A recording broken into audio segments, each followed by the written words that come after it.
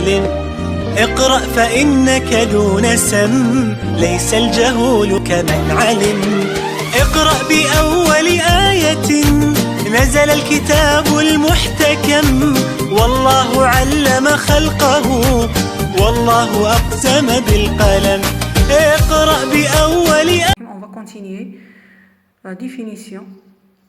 Donc la germination, on entend le terme germination. Que veut dire germination? بالعربية هي الإنبات.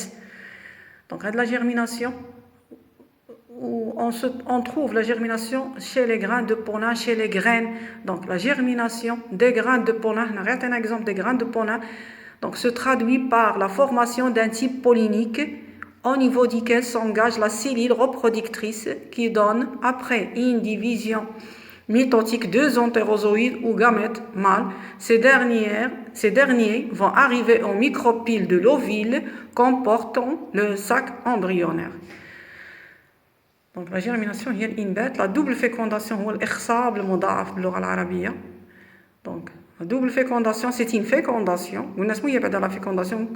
La fécondation هي l'union d'un gamète mâle et un gamète femelle. Donc c'est une fécondation propre aux angiospermes. Il y en a de la double fécondation, mais quand je vois rien les angiospermes, au cours de laquelle les deux entérozoïdes apportés par le type pollinique fécondent chacun une cellule du sac embryonnaire. Le sac embryonnaire, on a fait l'oosphère, il y a haploïde qui donnera l'embryon, diploïde, deuxième chromosome. Donc on passe de l'haploïdie à la diploïdie.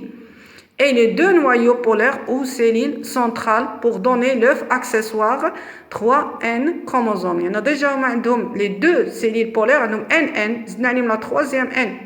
L'entérozoïde, ou là, c'est 3N chromosomes. Donc, ou albumène, سويداء. Donc triple adastantisia ou ça va dire la définition de l'eau tissu de réserve ou albumène triploïde. Tri كتعني 3 N chromosomes. Donc entérozoïde, l'entérozoïde ou le gamète mâle. Entérozoïde ou spermatozoïde est le nom donné au gamète mâle. L'albumène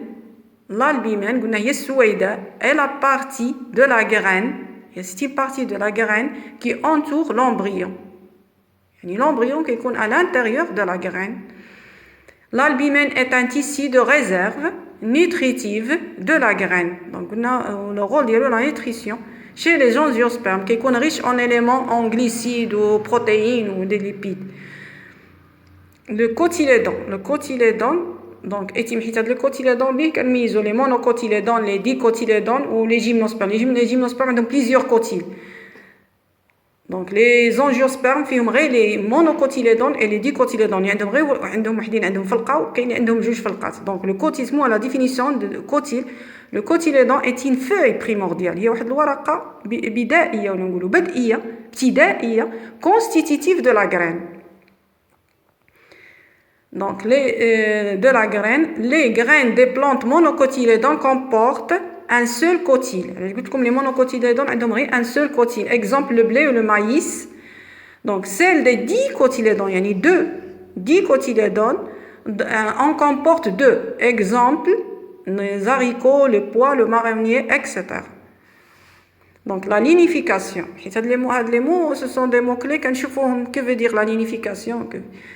Donc, la lignification consiste en une combinaison de la cellulose des parois végétales. Qu'est-ce qu'on a dit l'autre fois à propos des cellules végétales? Les cellules végétales ont la caractéristique de la paroi pectocellulosique. La cellule animale a une membrane plasmique. En plus, les végétaux, la cellule végétale a la paroi pectocellulosique. La paroi pectocellulosique qui تزيد عليها la lignine. La substance liée à la lignine. Une fois que تزيد عليها la lignine, كنقولوا هنا كنهضروا على la lignification des cellules végétales. Donc, il consiste à une combinaison de la cellulose, des parois végétales avec de la lignine. Donc, زيادة على la cellulose qui تضاف لهم la lignine dans certains tissus de soutien et de conduction كتكون عند les plantes vasculaires. Donc la lignification rigidifie. Le rôle de la lignine, la rigidité, il confère Il confère à la plante une certaine rigidité. كتعطيها القصوحيه حنا كنقولوا بالعربيه كتولي قاصحه. عندما كنشوفها في لي زاربغ. هاد لا لينيك الاغلبيه كتكون في لي زاربغ لي بلونت فاسكيلار لي زاربغ. ديك لا بارتي اربيست الاغلبيه ما كتكونش عندهم لا ليني كيكونوا رطب غير كتقسمها كتقسم. باغ كونطخ هذوك لي فيجيتو اللي كتكون فيهم لا ليني كيكونوا قاصحين. مناش من هاد لا ليني من هاد الماده اللي كتزاد. Donc la lignification rigidifie, il confère la rigidité au tissu, rigidifie les tissus.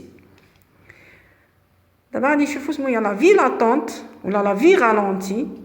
La vie ralentie, lorsque les conditions sont défavorables de l'environnement pour résister. Donc les graines, ou les kystes, ou les spores, regarde, ce sont des formes de résistance.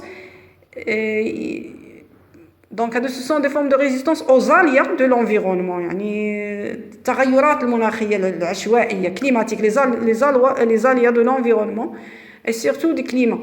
Donc, la vie latente ou vie ralentie est un état où toutes les activités sont réduites au minimum. Donc, ce moment les activités liées à la réduction, la respiration et le dégagement de la chaleur. La respiration et le dégagement de la chaleur qui trouvent les activités métaboliques, physiologiques des êtres vivants. Donc, la respiration et le dégagement de la chaleur, ce sont des réactions métaboliques. Le métabolisme هو الاستقلال. Le métabolisme qui est infime. Le métabolisme هو عمليات الهضم والتركيب. Le catabolisme ou l'anabolisme. الاستقلاب هما عمليات الهضم والتركيب اللي كتوقع لنا في الجسم من بينها la respiration et le dégagement de la chaleur. Ils sont infimes. Les échanges nutritifs nuls. Il n'y a ni synthèse, ما كاينش التركيب ni la synthèse والتركيب. Il n'y a ni synthèse ni croissance نمو. Pourtant l'organisme n'est pas mort. Donc elle se rencontre chez les graines.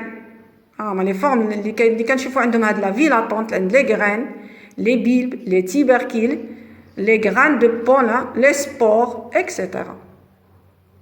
والله ولي التوفيق.